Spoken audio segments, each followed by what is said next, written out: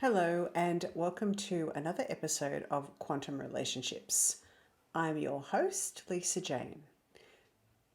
I'd like to talk about emotional safety today because this has been coming up for me quite a bit in my own life. I had this moment last week where I reflected on the number of emotionally safe situations I'd been able to engage in as I went out into my world. And to be honest, there were not very many of them. I was thinking about the networking groups that I go to and the different places that I go where I engage with people in my everyday life. And I know that sometimes, like obviously you can't be close and connected to everybody that you meet. But what I noticed was when I go out and I make connections with people and I start to talk to them about my life, their life, support them, hear where they're at, it's interesting to watch how some people can have a reaction to things I say or to me, even. Perhaps you might even notice when you go out, and especially if you're in a group of women, and I don't know, maybe this happens with men, but I think sometimes the inner teenager gets activated. You know, those times when you're a teenager and like you really wanted to be accepted by the group, and there was always somebody that was on the outer, and then they'd come back in, but then another person would be alienated from the group. And that was sort of how the dynamics went with a lot of girls' groups. And sometimes I see that replaying in adult women's groups, almost as if we haven't really gotten over that stage of emotional growth. I don't think it happens quite as overt as what it used to be when I was a teenager. Well, maybe it does. Maybe people are very aware of their behavior. I'm not sure. But I do know that I often hear women talk about, oh, this group has cliques in it, or it's okay if you're in the in crowd. Why is that? Like, that is not a situation where you can feel emotionally safe. It's not a place where you feel like you can really let everything go and just be yourself. Like, you can't turn up as you because there's a lot at stake if you want to be accepted, right? And I think that's the same for our relationships. If I need to hold my relationship together, to feel the love and the security, then it's possible that there's a part of me that doesn't get a chance to express herself. It's possible that I filter some of my responses, that I don't say the things that I really want to say. And then what happens is I'm in a relationship where I'm not actually being who I really am. I'm a mirror image or a copy of myself. And that version of me is what's having the relationship with my partner. Now, you'd probably expect that they'd be a little bit disappointed. Maybe they'd feel a bit unfulfilled as well because they're not in relationship with the real me. Maybe that happens the other way too. They are probably also engaging in behavior that means they're not truly expressing what they really feel.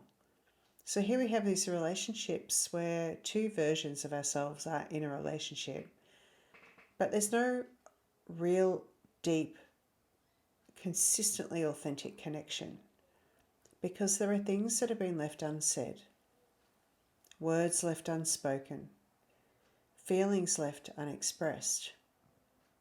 And then what happens is all of those feelings, they don't go anywhere. They stay bundled up inside until you start to feel a little bit resentful towards your partner.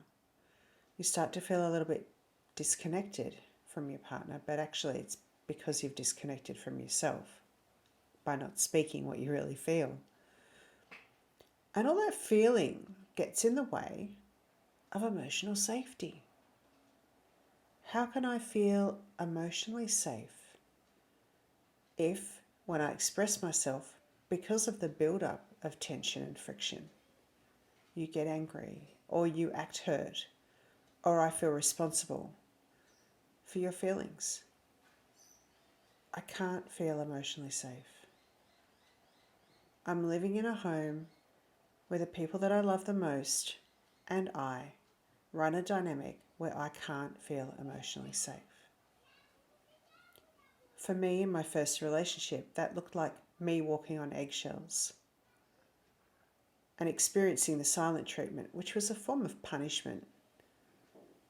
That's because my partner at the time didn't have the capacity to express the way he really felt. And I didn't have the capacity to notice what was really going on. Maybe what I felt as well. I didn't have the capacity to talk about how his behaviour landed on me. We didn't have the capacity to talk through the events that created those dynamics in our relationships. So events would happen.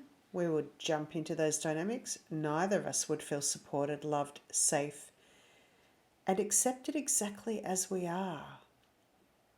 So emotional safety didn't exist because neither of us knew how to take 100% responsibility for the emotions that we felt. This could happen with our children too.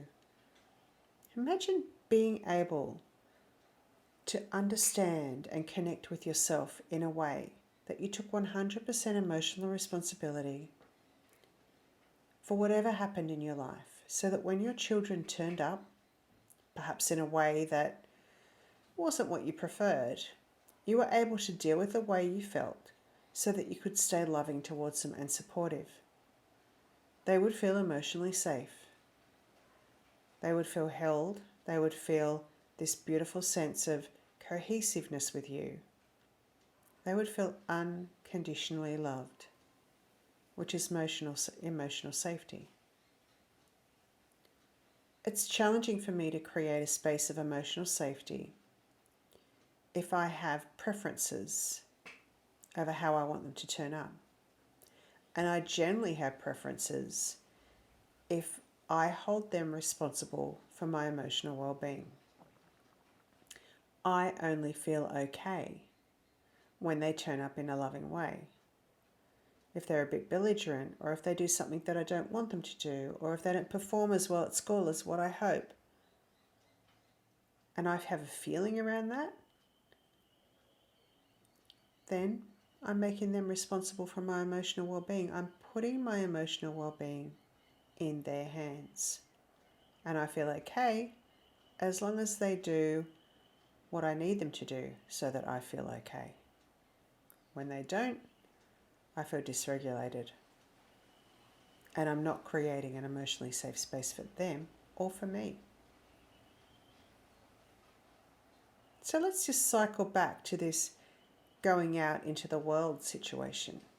Of course, we can't have emotionally safe spaces all the time. The world is sometimes quite chaotic and it's not physically safe.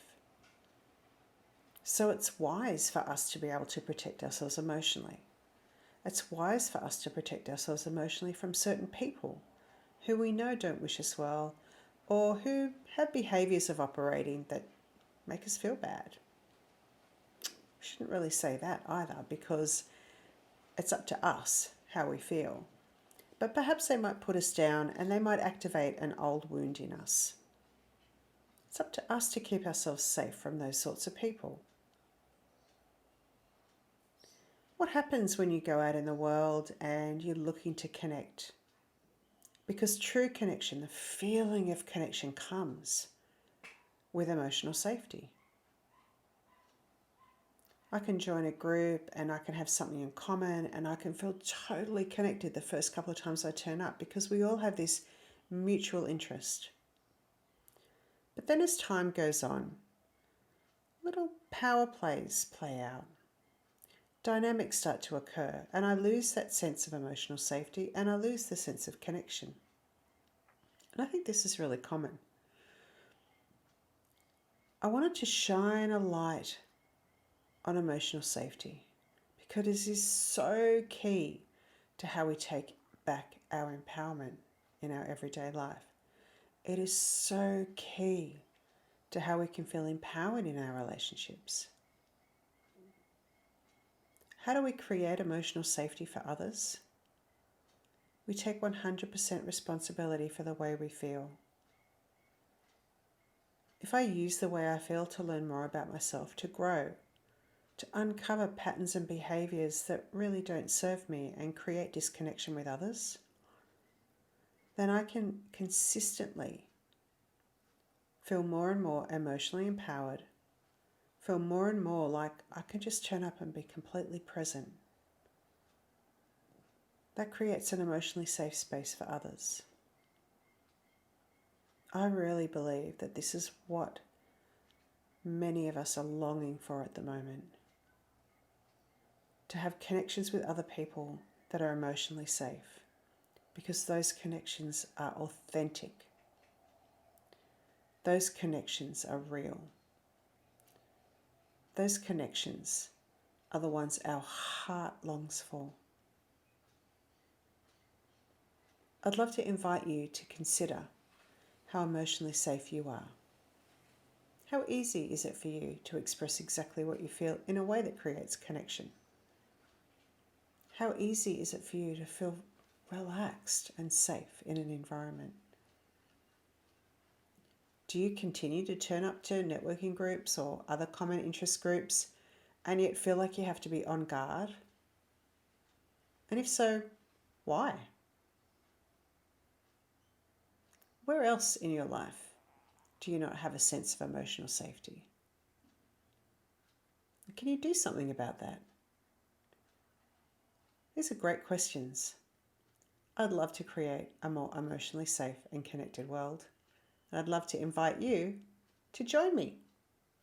Sending you love.